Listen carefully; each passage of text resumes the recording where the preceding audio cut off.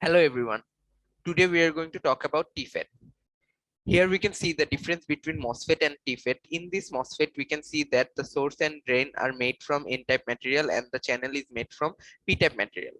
Electron goes from source to drain by thermionic emission. However, in Tfet, we can see that the drain is made from N-type material, the source is made from P-type material, and the channel is made from intrinsic material.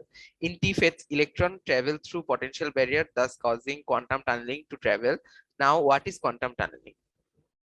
The main working principle of Tfet is quantum tunneling. Quantum tunneling is a major phenomenon where electrons can go through potential barrier. This is the major driving force of Tfet. By applying voltage to the gate of the Tfet, we can use Tfet as a switch. In off stage, electron can travel because the energy difference between two energy band is too large to propagate. But if we apply gate voltage, the gap between valence band and conduction band decreases, and now electron can travel because of quantum tunneling.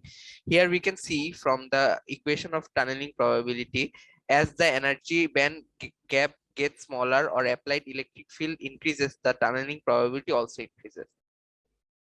In this graph, we can see the difference in drain current versus applied voltage in MOSFET and Tfets. From the slope of this curve, we can get subthreshold slope. We can see from the curve that compared to MOSFET, the curve of Tfet is much more steeper.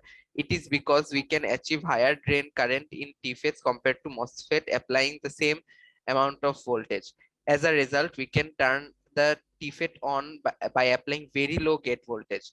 The reciprocal of subthreshold slope is the subthreshold swing. The lowest subthreshold swing for the MOSFETs are 60 millivolt per decade. For Tfet, it is less than 60 millivolt, which means Tfets requires less voltage increase to get increase in current flow. Thus, we can achieve smaller and more efficient devices using Tfets. The Tfets are still early stages of its development and implementation. Here are some application of Tfet. Tfets can be used to make associative memory. Here we can see a schematic diagram of a DRAM using Tfet. Another important application of Tfet is biosensors. We can make biosensor to detect specific viruses. Recently, these kind of biosensors are used to uh, COVID test kits, which can detect the virus in a matter of seconds. By using Tfets, we can decrease the size of transistor used in CPUs, thus decreasing power consumption and production cost.